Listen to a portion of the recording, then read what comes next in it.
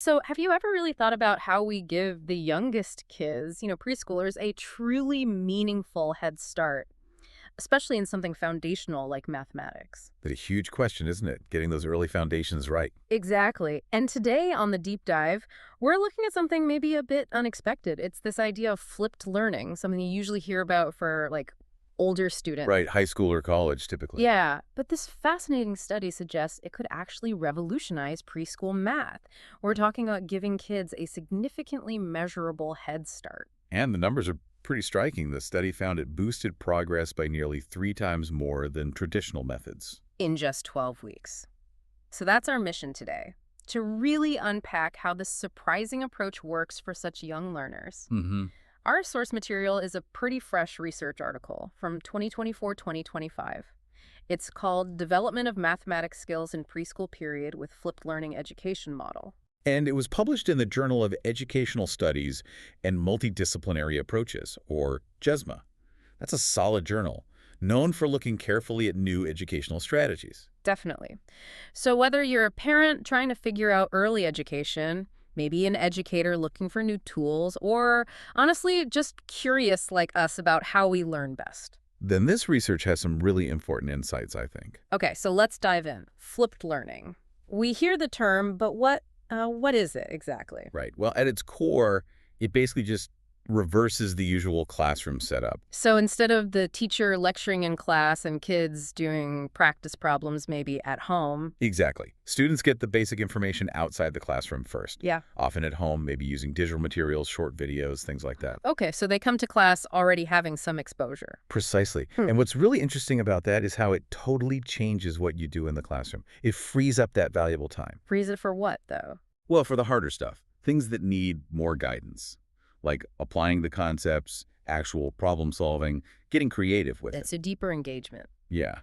And the teacher can provide more direct support, more one-on-one interaction, because they're not just delivering the basic info anymore. Mhm. The aim is really to make classroom time more productive.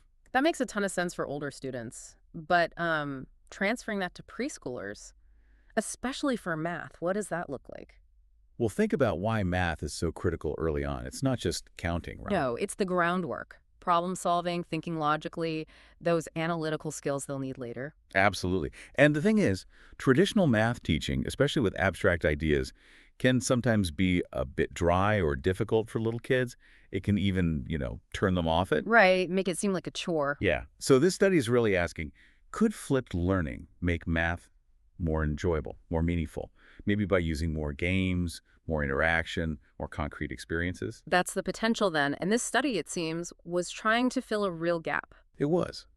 Because while flipped learning gets a lot of buzz, like you said, most of the research, it's focused on middle school, high school, university level. Not much on the little ones. Very little evidence about whether it actually works in early childhood education, especially for core skills like math. So who did the research? It was a team effort. Researchers and teachers from KTO University and also Fibzi Sakmak Preschool. That's in Konya in Turkey. Okay. And how did they set it up? They used what's called a quasi-experimental model. Hmm. Pretty standard for this kind of research. It had a pre-test, then the intervention, then a post-test, and crucially, a control group for comparison. Got it. So tell us about the kids involved. Right, there were 50 children altogether. They were all attending official kindergartens in the Karate district of Konya during the 2022-2023 school year. And they split them up. Yep. So Hmm. 25 kids in the experimental group, they got the flipped learning program, and 25 kids in the control group who just continued with their regular preschool program. And they made sure the groups were similar to start with. Absolutely. Yeah. They checked demographics like gender. Huh. I think it was 12 girls in the experimental group, 10 in the control, and the median age was identical, 62 months for both groups. Yeah. Statistically, they were equivalent at the outset. Good. And how did they measure the math skills? They used a standardized test called the Test of Early Mathematics Ability 3, or TEMA 3. It's a well-regarded test designed specifically for kids aged 3 up to almost 9 years old. Okay, team of three. So the experimental group got this special program for how long? It ran for 12 weeks, over March, April, and May. And what kind of math were they learning? The real foundational stuff. Geometric shapes, sorting things, grouping them, finding patterns, basic graphing numbers, and even simple addition and subtraction. Okay. And you mentioned something about families being involved. Yes, that was a really key part of this particular model. Yeah. Big emphasis on family involvement and teacher-parent collaboration. How did that work in practice? Well, the idea was that some learning happened at home, guided by parents, and then it was reinforced at school. It was designed to also foster, quality family time around learning. Interesting. So break down the program. You said 3 phases. Yeah. First was the flipped phase. This happened at home. Kids would watch short videos with their parents, Videos about what? introducing numbers, say 1 to 10, showing how to count different things, apples, toys, whatever, Hmm. or demonstrating how to group objects, maybe by color or size or shape. And parents just watch. No, they were encouraged to really engage, ask questions, practice with things around the house. The study even mentions parents shared photos of the activities with the researcher using Google Class. Oh, wow. Okay. So keeping everyone connected. Exactly. Then came the class phase, back in school. Right. Teachers would start by chatting with the kids about the videos they watched at home. What did you learn? What did you practice? Reinforcing that home learning. Yeah. Then they might sing counting songs together, have the kids count actual objects in the classroom, like blocks or plastic animals. And the teacher could give individual help where needed. So building on the foundation lead at home. Precisely. And the final phase was the conclusion and review phase. Wrapping things up. Sort of. Teachers would summarize what they did, praise the kids' efforts, and they even sent home little counting kits. Kits. Like what? Things like number cards and small objects to count. So the practice could continue with parents. It really extended the learning. Okay. So that was the experimental group and the control group. They just carried on with their standard preschool curriculum. No flipped learning, no special videos or kits. Right. The comparison group. So after the 12 weeks, what did they find? What did the team of 3 tests show? Well, first off, the pretest confirmed the groups were matched. There was no statistically significant difference in their math scores before the program started. The p-value was 0.843, so very similar. Okay, good baseline. And after the program? That's where it gets really interesting. At the post-test, the average team of 3 score for the experimental group, the flipped learning group, was 21.12. Okay. And the control group? Their average score was 19.24. And statistically, that difference was highly significant.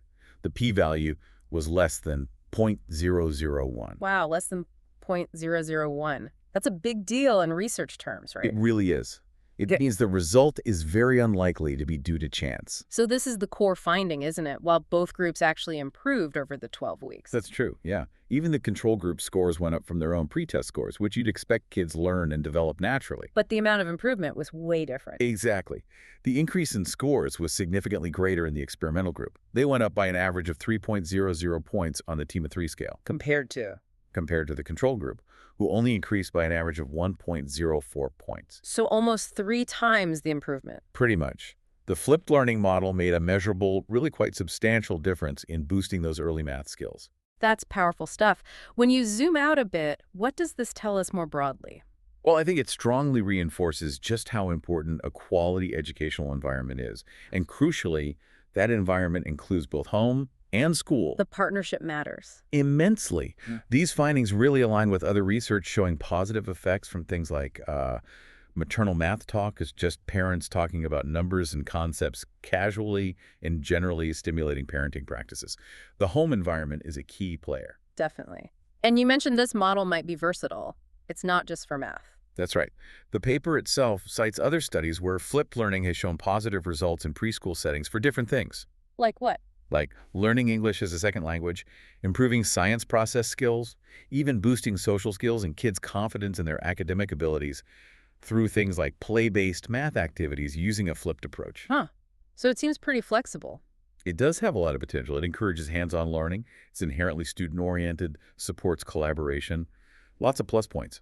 Are there any downsides, though, or challenges, especially for preschoolers? Well, one practical thing the study mentions is that preschoolers obviously can't just navigate digital platforms independently like older kids can. Right, they need help. Exactly. Which just underscores again how absolutely vital that parental involvement is. For this age group, the model really relies on active engagement from home. Without it, you wouldn't see these kinds of results. Okay, that makes sense. So pulling it all together, what are the practical takeaways here? What does this mean for you listening, if you're a parent or an educator? The study gives some pretty clear recommendations based on its findings. Go on. For parents, the message is that spending that quality time during the home learning parts really makes a difference for math learning. And using materials that are short, clear, age-appropriate videos, simple interactive things works well. So keep it engaging and manageable at home. What about for educators? The advice is really to get informed about these kinds of educational technology applications, like the flip learning model, not just for preschool, but potentially at all levels. Be open to new approaches. Yes, and also to recognize that adopting something new like this takes time. There's likely an adaptation process needed for the kids, for the teachers, and for the families too. Good point. And for researchers, where do they go next? The paper suggests looking at the longer-term effects. Does this boost last? Also, exploring if the model impacts other cognitive skills like general problem-solving abilities. Beyond just math scores. Right. And maybe developing new ways to integrate technology effectively within a flipped model, specifically designed for these youngest learners. Lots more to explore there. So, to wrap up this deep dive, the core insight really seems to be that a well-designed flipped learning approach, especially one that brings families into the picture actively, can give preschoolers a significant leg up in foundational math. It definitely made a difference in this study. It really did. So maybe here's a final thought for you to chew on. What if embracing models like this, carefully tailored for our youngest learners, could do more than just boost early academic skills? Like what? Well, what if it could actually help cultivate a deeper, maybe even a lifelong love for learning, for tackling problems, just by making early education feel more like an interactive, collaborative adventure between home and school? That's a really interesting thought. How can we keep blending those environments effectively? Exactly. How can we continue to leverage both home and school to unlock that potential, not just in math, but across all areas of a child's development? Something to think about.